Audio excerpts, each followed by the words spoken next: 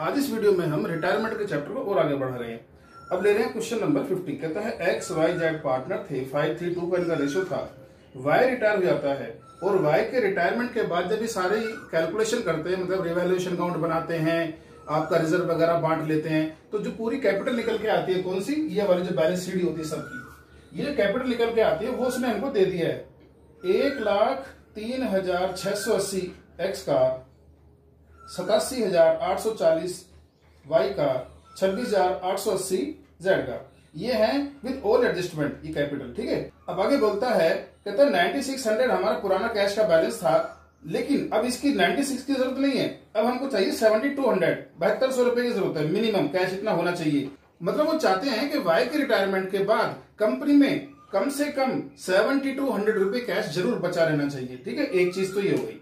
दूसरी चीज, इन्होंने ये तय किया है कि वाई को हम कैश पेमेंट करेंगे अभी, और वाई को पे करने के लिए वो अभी कैश घर से लेके आएंगे, लेकिन कितना लेके आएंगे ये कैसे तय होगा, इसके लिए उन्होंने तय किया एक काम करो, अभी जो है ना कैपिटल की एडजस्टमेंट कर लो, मतलब ये तय कर लो कि टोटल कैपिटल कितनी होगी और उसको प्रॉफिट शेयरिंग रेशियो में बांट लो, जिसका कम या ज्यादा हो वो कैश में एडजस्ट कर लो। ठीक है, तो इस टाइप के एडजस्टमेंट को हम बोलते हैं adjustment of capital in such a manner as to make capital proportionate. ठीक है, तो यहां पर अब हम इसे कैसे करते हैं देख लेते हैं। क्वेश्चन में बोलता है कि इनके बैलेंस सीडी, मान लो इसने यहां जो बैलेंस सीडी दिए, ठीक है, यहां क्वेश्चन में हमको दे रखी है जो बैलेंस सीडी इनके आते हैं विद ऑल एडजस्टमेंट, वो क्या क्या है आपके,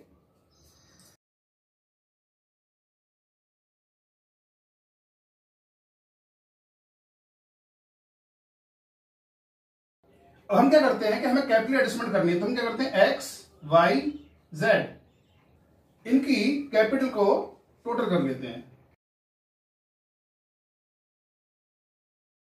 अब देखो एक्स वाई जेड की तीनों की कैपिटल का टोटल ये है, ये वो कैपिटल है जो हमारी विद ऑल एडजस्टमेंट आई थी।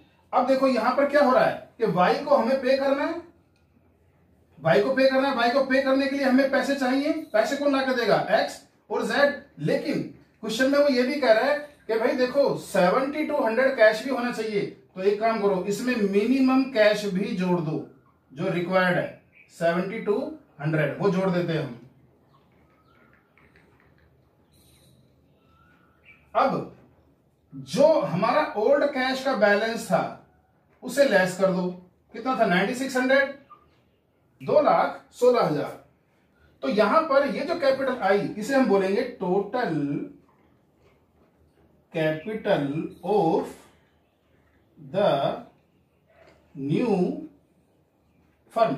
ये नई फर्म जो अब वाई के रिटायरमेंट के बाद एक्स और जेड की बनेगी, उसकी कैपिटल ये है 2,16,000। इसको एक्स और जेड ने अपनी न्यू रेशियो में बांटना है, मतलब 3:2 में। तो हम क्या करेंगे, एक काम करते हैं, इसको 5 से डिवाइड करते हैं, तो ये आता है 43200। तो ये आ गया आपका 43,200। अब 43,200 इंटू 3 ये एक्स की कैपिटल हो जाएगी, और 43,000 इंटू 2 ये जेड की कैपिटल हो जाएगी, जो है, तो ये इनकी कैपिटल आ गई। इस कैपिटल को हमें यहां लिखना है बैलेंस सीडी 1,29,600, 86,400। अब ये देखो यहां पर जो y है उसको तो हमें अभी पे करना है जी, पे कर दो, इसको उठा करके हम पे कर देते हैं टू कैश अकाउंट 87,840। अब बात यह है कि इसके कैपिटल ये कंपनी में है और ये इसकी होनी चाहिए, तो हम देख रहे हैं भाई ये होनी तो ज्यादा चाहिए, तो कम है ना, एक काम करो इससे पैसे मंगाओ, कितने, बाई कैश। अब इधर देखते हैं कि इसके हैं 26,880, होने चाहिए 86,400, इसके भी कम है भाई, इससे भी मंगाओ। इसके 59,520 शॉर्ट है, इससे ये मंगा लेते हैं। ठीक है, तो हमने यहां पर क्या किया कि जितना एक्स वाई जेड तीनों की कैपिटल थी उसको जोड़ लिया। इसमें वाई का क्यों जोड़ा भाई, देखो हमने अभी लास्ट वीडियो में डिस्कस किया था कि वाई को पेमेंट अभी कर रहे हैं एक्स और जेड अपने घर से पैसे लाके, तो भाई ये y की कैपिटल कहां रही? ये पेमेंट तो कौन लेके आ रहा है? x और z लेके आ रहा है। तो ये जो पैसे हैं ये भी किसके हो गई? x और z के हो गए। तो अब x और z का टोटल कैपिटल कितना हो गया? टोटल अमाउंट इन्वेस्टेड कितना हो गया कंपनी के अंदर? 2,18,400। भाई ये इनके पहले थे ही, इसको x और z लेकर के आ गए, तो x और z का टोटल क्या है? 2,18,400। तो कैपिटल उनकी ये होनी चाहिए, लेकिन इसमें मिनिमम कैश की बात भी कही गई है। जितना मिनिमम कैश की हमें जरूरत होती है उसको भी इन तीनों की कैपिटल में जोड़ देते हैं। और अब पुराने कैश की जरूरत नहीं, क्योंकि मिनिमम कैश तो ये था हमारे, इसी की जरूरत है, तो इसको यहां से हटा देते हैं। ठीक है, उसके बाद जो हमारी कैपिटल आती है वो पूरी फर्म की कैपिटल होगी एडजस्टेड। उसको न्यू रेशियो में बांट करके रिमेनिंग पार्टनर से बैलेंस शीट लिख के और कैश मंगा लेते हैं। तो ये क्वेश्चन तो यह कंप्लीट हुआ। अब नेक्स्ट क्वेश्चन लेते हैं। अगला क्वेश्चन है 51। कहता है एबीसी पार्टनर थे, इनका रेशियो था 3:1। ओके, अब बैलेंस शीट में आते हैं। कहता है कि आपका रिजर्व था 12,000 का, एबीसी की कैपिटल थी 40,000, 40,000, 30,000। असेट साइड में देख रहे हैं गुडविल है जिसे हमें राइट ऑफ करना ही पड़ता है। ठीक है, अब उसमें आते हैं एडजस्टमेंट में।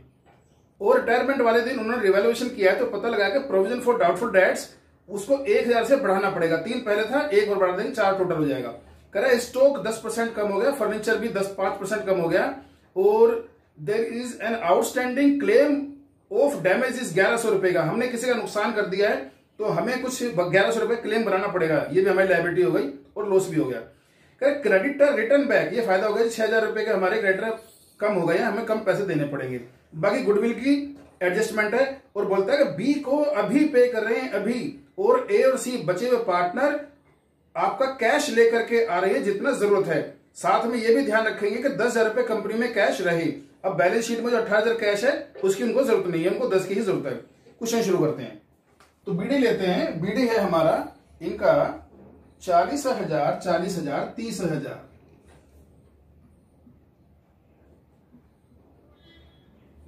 अब देखो रिजर्व था 12,000 का, इससे ओल्ड रेशो बांट देते हैं सबसे पहले।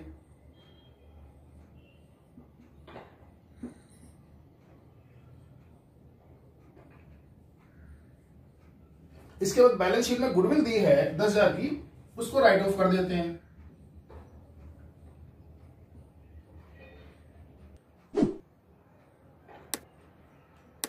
अब गुडविल राइट ऑफ करने के बाद सबसे पहले हम गुडविल के ट्रीटमेंट से फ्री हो लेते हैं। क्वेश्चन में कहते हैं गुडविल की वैल्यूएशन की है बी के रिटायरमेंट के बाद 22,000 रुपए। ठीक है, तो ए बी सी इनकी ओल्ड रेशो थी 3:1, पहले 6 हिस्से हो रहे थे, और न्यू रेशो क्वेश्चन में दिया नहीं है, तो बी की रिटायरमेंट के बाद इनकी रेशो फिर दोबारा से 3:1 ही रहनी है, 4 हिस्से। इसको 3 से मल्टीप्लाई करते हैं, इसको 2 से,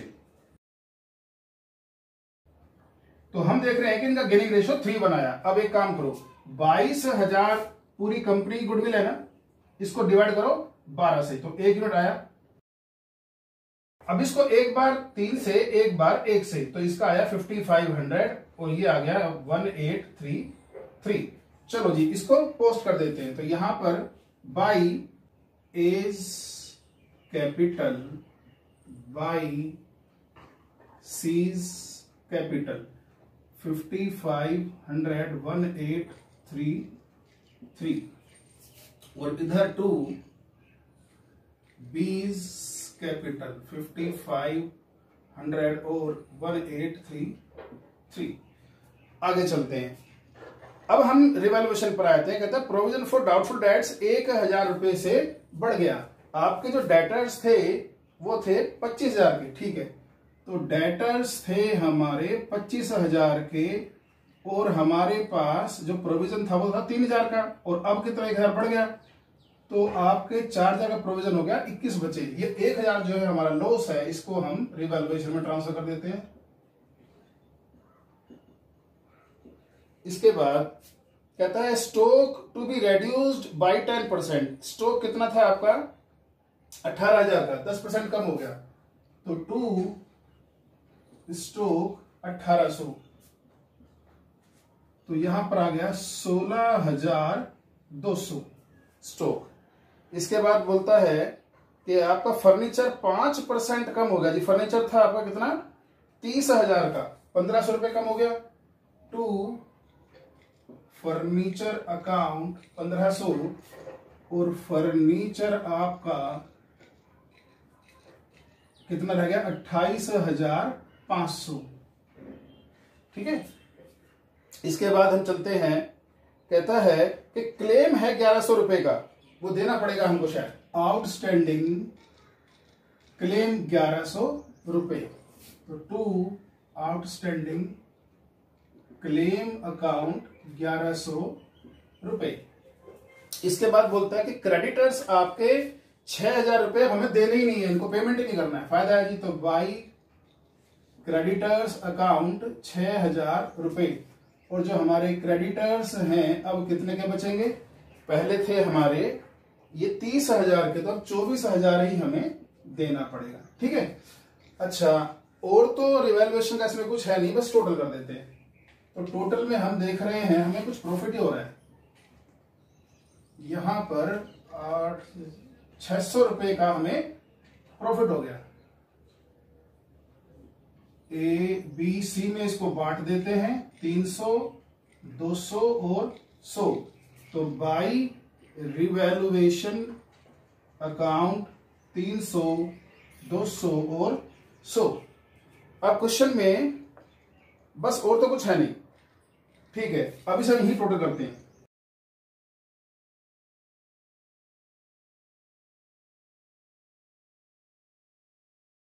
तो हमने पार्टनरशिप अकाउंट के पहले पार्ट में सीडी निकाल दिया और इसी अकाउंट के दूसरे पार्ट में इसको बीडी ले आए। यहां इस प्लेटफॉर्म पर इसको हम एडजस्ट करेंगे। तो क्वेश्चन में बोलता है कि वो चाहते हैं कि बी को तुरंत पे कर दें। कर दो जी, 48,200 टू कैश, इसको तो पे कर दो, टू कैश अकाउंट। अब कहता है कि सब पे करने के लिए कंपनी में जितने कैश की जरूरत पड़ेगी वो पैसे ए और बी अभी घर से लेके आएंगे, ठीक है। और जब अभी घर से लेके आ रहे हैं तो कौन कितना लेके आएगा, ये कैसे डिसाइड होगा। इसको डिसाइड करने के लिए बोलते हैं कैपिटल को प्रोपोर्शनेट कर लो according to profit sharing ratio. तो कैपिटल हम एडजस्ट कर रहे हैं, यहां पर ए की कैपिटल, बी की कैपिटल और सी की कैपिटल, इनकी कैपिटल जोड़ लेते हैं। 35,800, 48,200, 28,600, इसको टोटल करते हैं 1,12,600। इन तीनों का टोटल आता है। अब क्योंकि हम बी को पे कर रहे हैं तो बी को पे कौन कर रहा है, ए और सी। तो ये जो बी के पैसे भी अब किसके हो गए, ए और सी के ही हो गए, ओके। तो ए और सी की जो कैपिटल है वो 1,12,600 है। बट क्वेश्चन में हमसे बोल रहा है कि उनको मिनिमम कैश की रिक्वायरमेंट है, कितना, कम से कम 10,000 रुपए उनको चाहिए। इतना तो फर्म में लेबर को पेमेंट करनी है, बिजली का बिल देना है, छोटे मोटे खर्चों के लिए चाहिए। इसका मतलब कंपनी में 1,22,600 की जरूरत है। लेकिन बोलता है कि हमारे पास जो कैश है 18,000। अब इसकी क्या जरूरत है, क्योंकि मिनिमम कैश तो हम तय कर चुके हैं, 2 कैश थोड़े कंपनी में। तो लेस ओल्ड कैश बैलेंस कितना, 18,000, इसे लेस कर देते हैं। तो हमारी जो टोटल कैपिटल है वो हो गई 1,04,600। इसी की जरूरत है हमको। इसको ए और सी बांटेंगे किस रेशो में, न्यू रेशो में। न्यू रेशो क्या थी आपकी, 3:1, ये वाली। इसको से बांट लेते हैं, यहां बैलेंस सीडी लिख देते हैं। तो टू बैलेंस सीडी। तो अब देखो 1,04,600 को डिवाइड करते हैं 4 से, तो 1 यूनिट आया 26,150 का। तो एक बार इसको 3 से, एक बार इसको 1 से।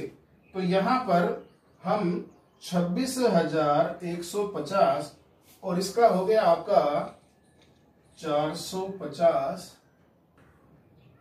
78,450, 78,450 और 26,150, ये इनकी कैपिटल होनी चाहिए, ठीक है। अब हम देखते हैं कि इसके हैं तो 35,800 होने चाहिए, 78,450। तो भाई इसके तो कम पैसे है ना, इसे लेके आने पड़ेंगे भाई। कितने, बाई कैश कितने, 42,650। और इधर हम देख रहे हैं कि सी के 28,600 कंपनी में है और होने चाहिए 26,150। इसका मतलब इसके तो ज्यादा है, इसको फालतू पैसे वापस कर देते हैं।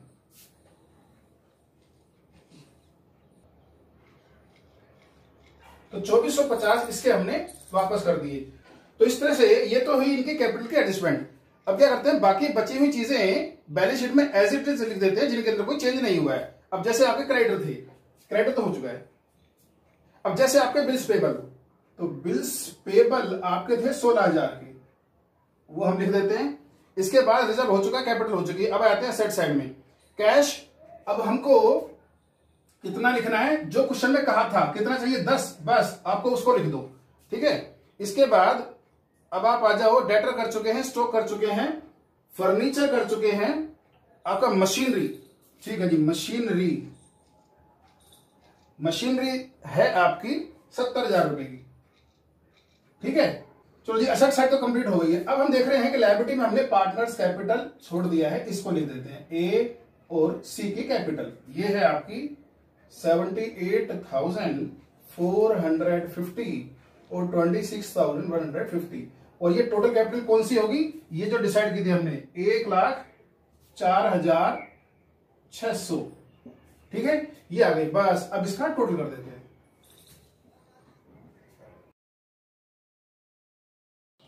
तो इस तरह से हमारी ये बैलेंस शीट टैली हो जाएगी। तो अब देखो हमने इसमें क्या किया, हमने इनके जो बैलेंस शीट आए थे सारे पार्टनर्स के, उनको टोटल कर लिया एक चीज। उसके बाद जो मिनिमम कैश था उसको जोड़ दिया जिसकी जरूरत है हमको, और जो पुराना कैश उसकी जिसकी जरूरत नहीं है उसको लेस कर दिया।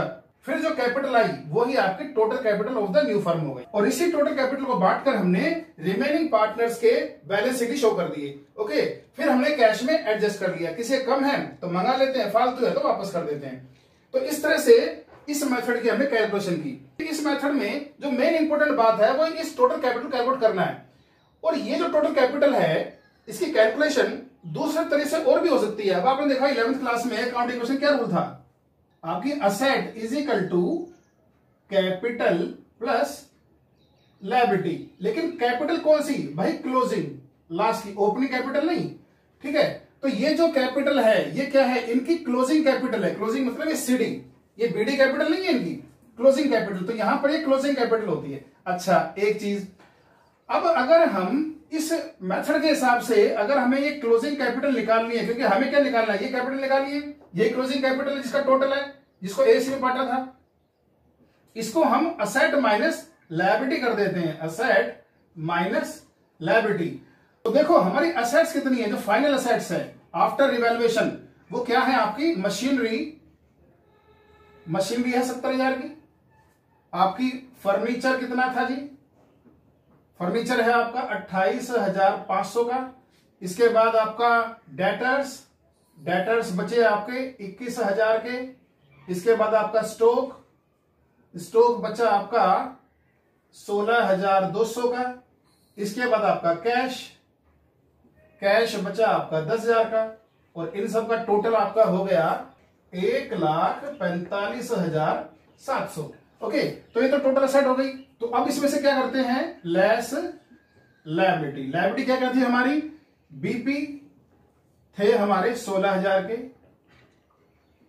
क्रेडिटर्स थे हमारे 24,000 के, और आउटस्टैंडिंग कोई क्लेम था 1,100 रुपए का, और इसका जो टोटल है वो आपका 41,100, ठीक है। अब ये जो टोटल असेट थी, असेट माइनस लायबिलिटी, तो असेट माइनस लायबिलिटी हमारा क्या आ गया, यही 1,04,600।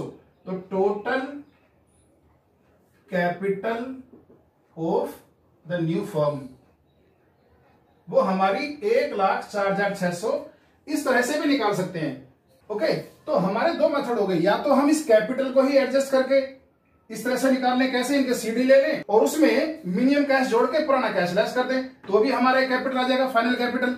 या हम एक काम करें, इस पार्ट को छोड़ दें, बाकी सारी असेट्स जो फाइनल असेट्स आई है हमारी और लायबिलिटी, उनको लेस कर दें, तो भी यही पहुंचेंगे हम, ठीक है। तो दो तरह से हम कर सकते हैं, बस ये हमें कैलकुलेट करना है कि हमारी टोटल कैपिटल कितना है, बाकी तो इसको रेशियो में बांट के बैलेंस शीट लिख देंगे और एडजस्टमेंट करनी है।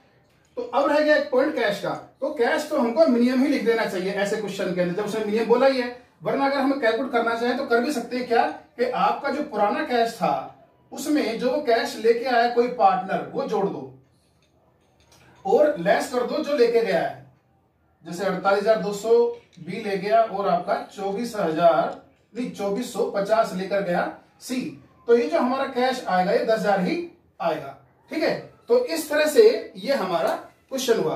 तो इस वीडियो में हमने 2 क्वेश्चन किए हैं, कुछ और क्वेश्चन करते हैं अगली वीडियो में। Thank you.